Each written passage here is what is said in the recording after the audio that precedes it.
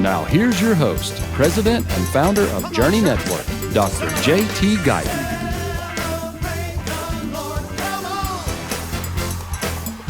Hello, everybody. Welcome to Celebration. Thank you for tuning in for part 2 of our program from Studio B with Brother Greg Neff. Thank you, my brother, for staying with me another day.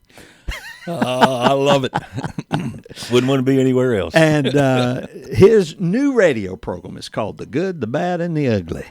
And it's going to air right here beginning December 1 on so you've probably already missed the first few shows if you're watching this, but that's okay. If you're listening on radio, you can be tuning in for it because we want you guys on radio to make sure and catch it. And December 1, and it's going to air at 2:45 a.m. and 4:45 p.m. And you know that 2:45 a.m. is a good time to catch a lot of hurting people. Oh, and that's just what I was when I got saved, an 18-wheeler driver out there in the interstate driving all hours of the night, tired, wore out, and hurting. And worried usually. Yep. And lonesome. That's right. That's right. You realize, and I may have shared this with you before, the majority of the phone calls, the majority of the text messages that we get here at Journey come in the middle of the night because that's when people are hurting. Oh, yeah. So I always tell when people call and ask about airtime and rates and all that and being on the Journey Network, I say, well, it depends on, they'll say, what's the best time? And I say, well, it depends on what you want to do. I said, there's not a bad answer for this, so don't feel like it's bad. But do you want to be seen? It's nothing wrong with being seen because we have to get the word out. We have to let people know that our church or ministry or whatever it is exists. And so there's nothing wrong with that. If you want to be seen, I've got air times for that. But if you really want to minister to those people that are hurting, I got air times for that too. And I can tell you, it ain't prime time. It's the dark hours of the night when people hurt the most. When they can't sleep. Yeah. When they get up, and they walk on the floor. So they sit down in front of the television, or they turn the radio on, or they're out riding around. Yeah. Or driving. Yep. And the old enemy, as soon as they try to close their eyes, he starts bringing every thought that could possibly be brought to That's them. right. He does. I want to share something with you all. I'm going to see if I can put these glasses on with these headphones on and get it right. So, bear with me. I want to share something with you. I told you yesterday that Brother Neff had a story that you need to hear. You got several, and we're going to get as many as we can in, but if we don't, that means you'll just have to come back. Be glad to. But I want to read something to you in a book. I heard my pastor, Joey Rogers, one morning. I was sitting here behind this board about 6:45 a.m., and I'm sitting here when Pastor comes on at that time. That's normally when we take a break. We'll get out of Studio B and do whatever we need to do to get ready for the next hour, next several hours. And so I was sitting here. I just sat back down in my chair, and I was listening to him preach. And he started telling this story about this baby that needed a miracle, about this baby, and about a mama and a daddy who said, I don't care what the doctor says. I don't care what it looks like. I don't care if y'all tell me I can't move my son from the hospital. I don't care.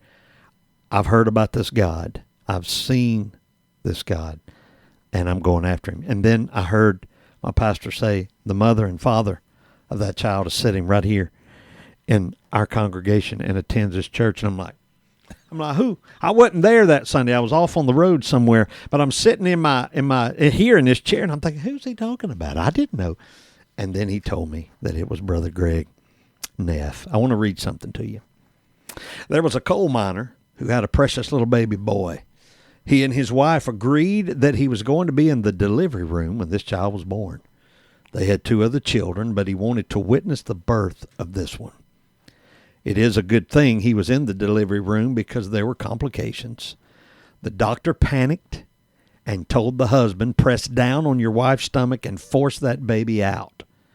Of course, the husband didn't know about delivering babies, and he was also panicking. But he did what the doctor said. He pushed down on the stomach, and the baby shot out through the hands of the doctor and landed on the floor.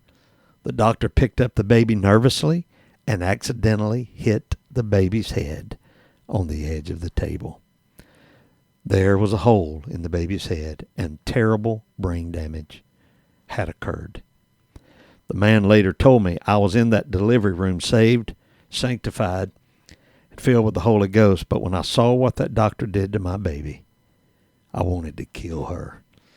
That comes from a book called Miracles, Eyewitness to the Miraculous, written by Brother R.W. Shambach, and miracles that he saw under his tent. The father of that baby is sitting right here in studio. Be with me, Brother Greg Neff. I want you to tell me, pick that story up and tell me about it. I will. It was extremely cold winter all the time. It seemed like every time we'd have a baby, we had to plow our way through the snow to get to the hospital. Yeah. But my wife began, she went into labor. Yeah. And it was unusually long. I'd seen the cap of the child, my baby boy son, coming out, and then everything stopped, brother. It stopped for about 45 minutes, and I knew that it was critical and possibly death. Yeah. And the lady doctor that was doing the work there, she just started crying and threw her hands in the air. Yeah. And said, I got to get help, and she ran out. Wow. And there was 2 nurses, and they followed her. And there was just my wife and I in there. And my wife, you know, you read about perspiring blood. Yeah. That was really happening. I witnessed it. Her sweat on her face was just turning a miry red color. And I thought, well, she's going to die. They're both going to die. Yeah. And so at that point when I really started trying to get the baby out myself, because I thought I would save one or the other, or hopefully both. Sure. And so the doctor come back in. She didn't have anybody with her. Yeah. And she said, keep it up, Mr. Neff. Keep it up. It's working. So I did push some more and tried, but then I moved aside for her to go do what a doctor knows how to do, because I didn't. Yeah, sure. And when the baby come out, he come out with a pretty good force.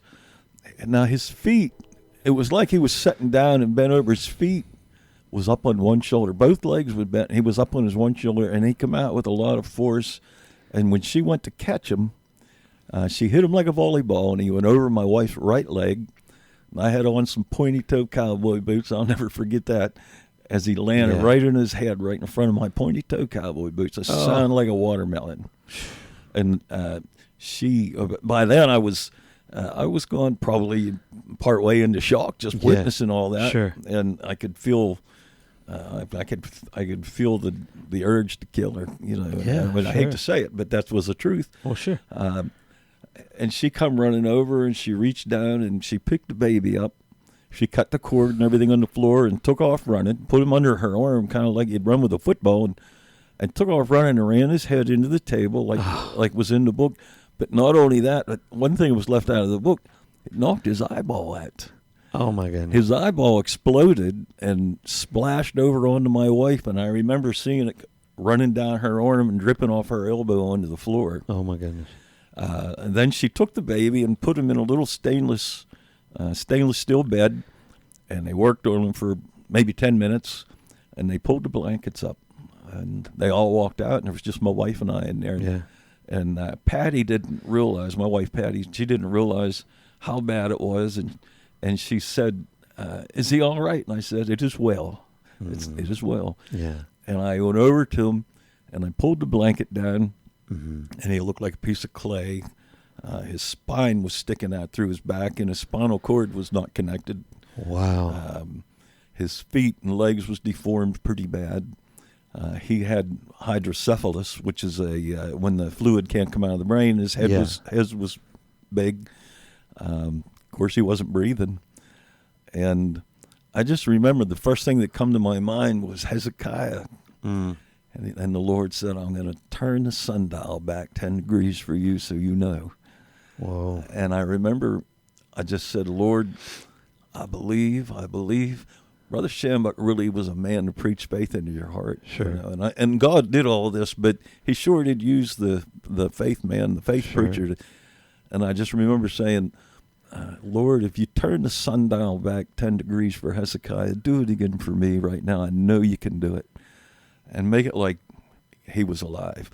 Wow. And I turned around and started back over to my wife, and I never got to her. Before it sounded like somebody pulled the line on a life raft. It was Eric, you know. Yeah. I looked at him, and he just swelled up with air and started crying. Wow. And so Now, how long had you been saved at this point, a Christian? It's probably, he was born in 80. I got saved in 77, so Okay. not too long. Yeah. I was still probably rough around the edges, you might Sure, say, because sure. I spent, 20-some years unsaved. And Yeah.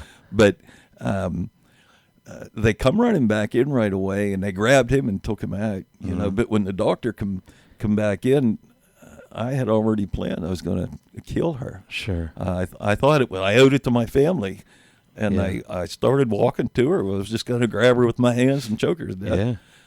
Partially out of my mind, I guess. Sure. But when I got to her, the Lord never said, don't do that or stop it. He just simply said, if you do that, I can't help your child. I can't answer your prayer. Ooh. I can't do anything for you if you do that. Wow. He didn't say not to do it. Yeah. And so I took a hold of her and hugged her, and she was crying. And I said, it was an accident. It's going to be all right. Everything's going to be all right. Yeah. She ran back out. And, of course, they brought a helicopter and took the baby to Pittsburgh. Mm-hmm. This happened in a little town called Butler, or Canning, Pennsylvania. Okay. And so the next day, they wanted to move my wife down to Pittsburgh, and it was a Christmas time, and I had a brand spanking new 4-wheel drive Dodge pickup truck. I had to get that from the coal mines. You had, yeah. And I mounted a set of bullhorns on the hood. And my mother-in-law had snuck over and decorated that thing with Christmas balls. And Oh, my all goodness. this decoration hanging off them bullhorns. And it was fun and exciting and everything. But I remember following that ambulance down that icy road, Ride 8 into Pittsburgh. And them Christmas balls was flying off one at a time. Yeah. And I remember thinking, I don't know anything about Christmas. I don't know anything real thing about it. Wow. So we got down there, and they put her in the hospital, and I remember Christmas carolers all trying to be kind and bring some, happiness and joy. But when they come around, we just didn't want to hear any Christmas carols. It took a while. It really did.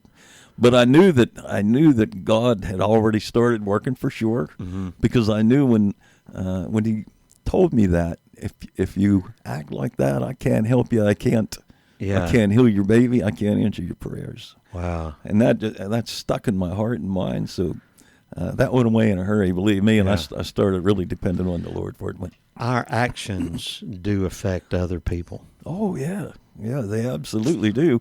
And I had, I was a pretty new Christian, but I was pretty boisterous about it. I was happy about it, and I told so many people, especially my relations and my friends and stuff, that I was a changed man, that the Lord washed me in His blood and filled me with the Spirit. Now, to go do something like that, can you imagine the damage that would be?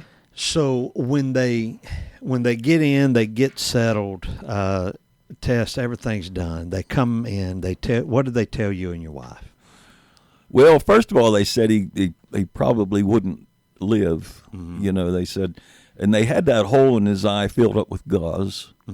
They said that he would never be able to walk, and he wouldn't be able to use the bathroom normal because the spinal cord was cut off. Yeah. And they had to teach us how to crede. I don't know if you ever heard the word or not, but it's basically a way to pressurize the organs to make excretions and everything.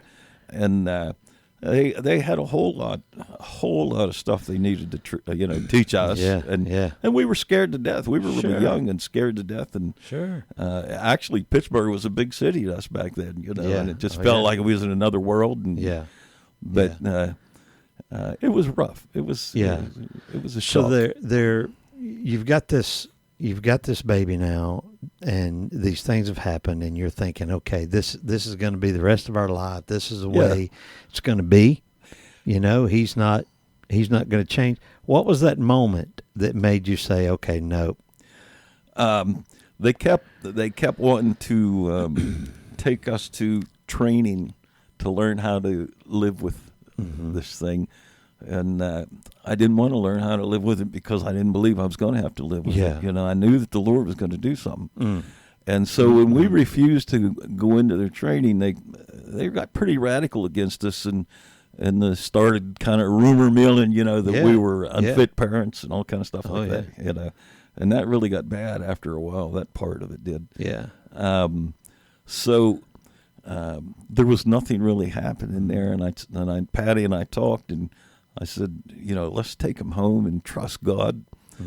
And Brother Shambuck had just preached a sermon, and I heard that he was saying, now look, if you're looking for a miracle, it seemed like all them sermons was customized, That's right. And talk about that baby with 26 miracles. Yeah. That's what brought me to salvation, but I didn't know just ahead I was going to see the same kind of need, Yeah. But he said, look, now don't be surprised if your own preacher, and this is up in Pennsylvania, he said, if your own preacher don't come to you and tell you don't be expecting a miracle. Now they went away. And I thought, boy, that would be horrible. And that very night, brother, there was a knock come to the door, and it was his pastor, and he come in and he said, no, look, he said, I know an awful thing has happened. He said, but there's a rumor going around that you're trusting God for a miracle to heal this baby. And he said, I'm your pastor, and I feel it's my job to tell you that there is no miracles no more. Oh, they quit happening when the apostles died. Oh, wow. I know. So, we never went back there. But of course. But that very night, I said to my wife, I said, we got to get to where that preacher is that I got saved under, R.W. Shambuck. And so she went. We actually had a Power magazine. Do you remember them? Oh, yeah. We had a Power magazine with a schedule on it, and we looked it up. He was in Atlanta, Georgia. So we were just poor coal miners then, and we went and borrowed enough money to catch a plane and get a hotel and taxi and all that. And we walked into this. It wasn't in the tent, and it was wintertime, and we walked into this huge stadium in Atlanta, Georgia. I forget which one it was. Okay, hang on just a second. Yeah. I want our viewers and radio listeners to understand what he just said. They didn't have, but they borrowed the money to get to the plane, to get to where a healing meeting is. When you don't need a miracle if you're not desperate. Boy, that's the truth, isn't it? And if you're not willing to do whatever you got to do, just like the woman with the issue of blood and many more, Brother Neff, but many more in the Bible and many more through the ages.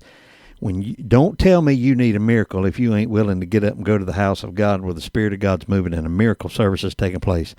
If you will go through anything and move anything out of the way you got to do, you pull your son out of the hospital, they tell you don't. You're a bad parent. Oh, later on it went into to court and get to the sued courts and everything. Yeah. Actually, later on they took custody of him. Wow. I don't know if we ever talked about that or not. No, we didn't. But we will. Okay. So y'all, he may be here for 3 shows, so y'all just hang on. So here y'all are. You borrow the money. You fly to Atlanta from Pennsylvania because you believe that this God you've heard about, that's in the Bible, these stories you've heard, but something inside of you says God's going to do a miracle. Oh, I couldn't have been any more sure of anything in my life. Wow. Yeah, I did know that. My wife did too. And so we made our way to this big auditorium, and somehow or another, it might have been through some people in Elwood City, Pennsylvania that knew Shambuck and knew us. Yeah. He knew we were coming. I'd never talked to him before in my life. But we were sitting there scared. I'm telling you, we were scared. I mean, I was full of faith, but I was still shaking inside, and she was too. Sure. One reason is everybody was accusing us for killing him. We're going to kill him. We're going to, by trusting God, we're going to kill him. And of course, on your mind is the fact that if he would happen to die, you're going to be in jail the rest of your life. Lose all your other children too, because we had other kids. But we were sitting there. And some usher come out and said, the preacher wants to see you. And man, I thought, this is Brother Shambuck, the guy that I've been listening to on the radio. I was just, wow. Sure. And so we went in this little room, and I remember he was sitting there with his shoes off. He was putting on another pair of shoes. And his wife, Winifred, was in there. Yeah. And he said, let me see that baby. And so I handed him the baby, and he looked at him, and he handed the baby to his wife. She laid him on her lap, and they started undressing him, which which was fine. Sure. And he said, "Oh Lord, look at that!" Because his spine was out, and his spinal cord. Yeah. And so they dressed him back up and handed him to us and said, "Go back out and sit in the front row." And we've been still sitting in the front row ever since, haven't we? But yes, y'all have. Hadn't nothing changed. But anyhow, he come out, and I remember him looking down, and I mean, it was so intense. It was intense. And he said, now, I want to tell all you people, he said, normally the book of Acts is called the Acts of the Apostles. Mm-hmm. But he said, really what it should be is the Acts of the Holy Ghost. Mm. And he looked right at my wife and I, and he said, he's going to write a new chapter in there for you guys tonight. Whoa. I just was beside myself. I can't tell you what I felt like. Yeah. And he come down and got Preston. That was his name, Preston. And he picked him up and walked back and forth. He started his sermon preaching and carrying Preston around on the platform, a huge place. Yeah. And after maybe 20 minutes, he brought him back, and he said, he's healed. Take him home, he's healed. And so no special prayer. Oh yeah, he prayed a special prayer for healing. Yeah, but it was in the mixed in with his preaching, really, with his sermon, like only he could do. Yeah, sure. And he said, he's healed. Take him home. He's healed. And I couldn't wait any longer. I started pulling the blankets up, but I couldn't see any change, and it made me pretty nervous. I got to admit. Yeah. Yeah. Because we had a long, freezing, cold trip ahead of us. Yeah. I thought there's no difference. Yeah. But see, that's part of faith. It is. It really even the is. Little scared part. Yeah.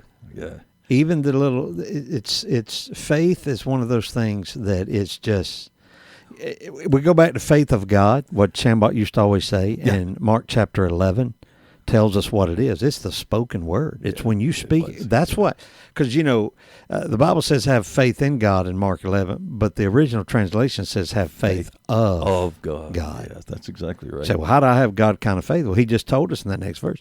He said, whatever you speak, whatever you say, that's what you're gonna get. Yeah.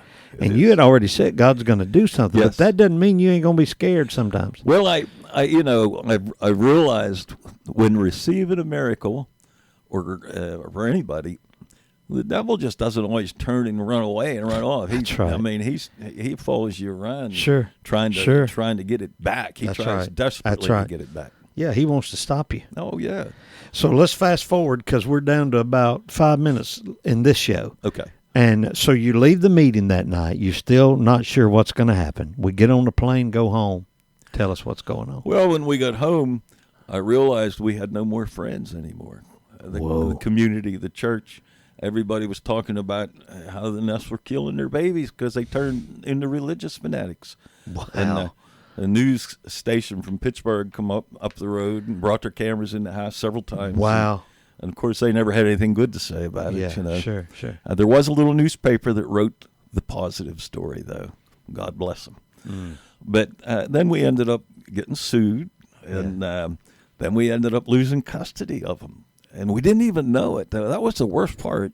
Wow. We agreed to let him go back to the hospital because we didn't want them to think that we didn't care. And I believe that they rolled the stone away. Brother Shambach says the reason Jesus told the men to roll the stone away at Lazarus' grave because they were able to do it. He said it took Christ to bring Lazarus out. Jesus had to perform the miracle, and so we thought that same thing. They can do everything they can do to help them. That's right. And but we're trusting Jesus. But they didn't want to hear that. That doesn't mean just because you say, okay, we're going to let him go back to that doesn't mean that your faith failed. That doesn't mean God didn't heal him in that meeting. It just simply means we've done our part. Exactly. We've acted in faith. Yes. And you know what? We're going to allow God to do what needs to be done. There's laws of the land. There's this, there's that. So you're still acting in faith. So don't think out there that, you're not acting in faith in certain situations. So go ahead. Well, the more that it went public, the more the heat was on, of course, Yeah, sure. The enemy just wanted to really tramp on that one, Wow. And Brother Shambach called me several times, and I'll never forget, he called me, he said, Brother Neff, I just got my tent set up in Dallas, Texas.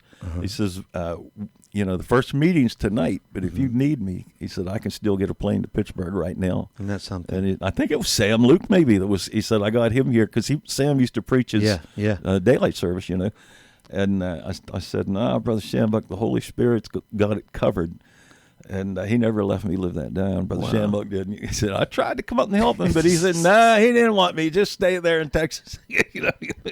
He didn't want me to fight with it. But anyhow, his head was an issue because it was hydrocephalus. And, Sure. And they said, we need to put a shunt in. I don't know if you're familiar with that, yeah, but yeah. A lot of people may not be. But it's just a tube they stitch into the ventricles of the brain and run it under your skin, and Yeah. and it dumps out in the tissue. And it's a good thing, you Yeah. know.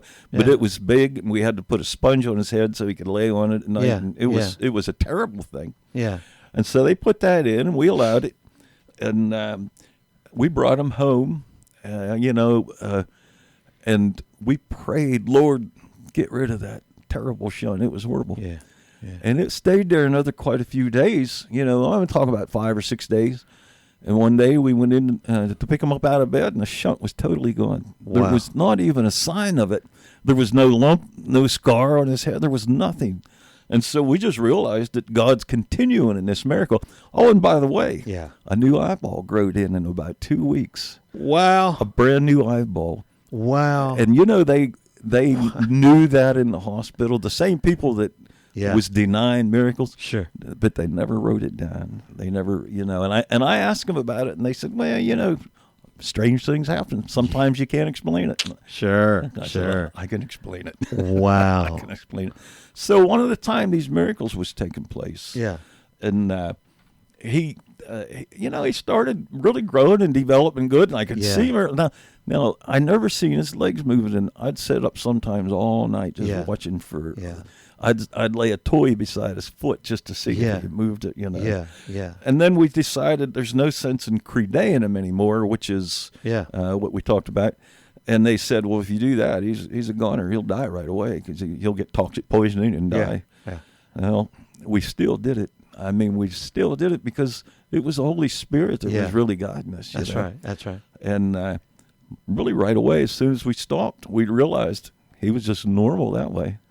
You know, just like he filled his diaper like any other baby would, you know. Is that not amazing? Oh, it really was. It was amazing. It is amazing still. Because God saw your faith because you were crazy enough to believe somebody telling you the word, and that God was big enough to do anything. Y'all, you got to stay tuned. He's going to be here for show number 3.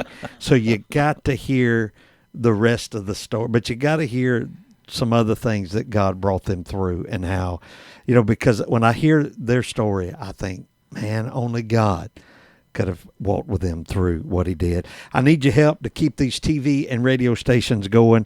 3 to 5 people a day are giving their heart to the Lord through Journey Network. If you can help me with a donation of at least $100 or more, the information on how to give is on the screen.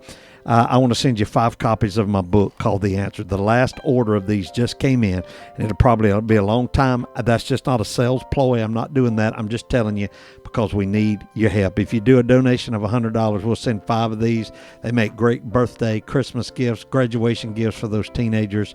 Would you help us out today? My announcer's coming right now. Join us tomorrow if you're on Journey Network. If you're not on Journey, join me next week on this station. Brother Neff will be back to tell you the rest of the story of Preston. God bless you. Thank you for joining us today on Celebration. We are so glad you have been with us for this program.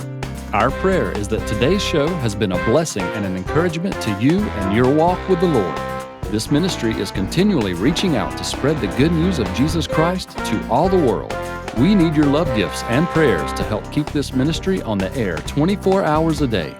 So call us at 1-833-963-5433 or write us at Journey Network, P.O. Box 1420, Atmore, Alabama 36504. Or you can contact us online at journeynetwork.live. If you would like to have JT come speak to your church, conference, or event, please visit our website and go to the event scheduling tab. Thank you for your continued support. And remember, God loves you, and we do too.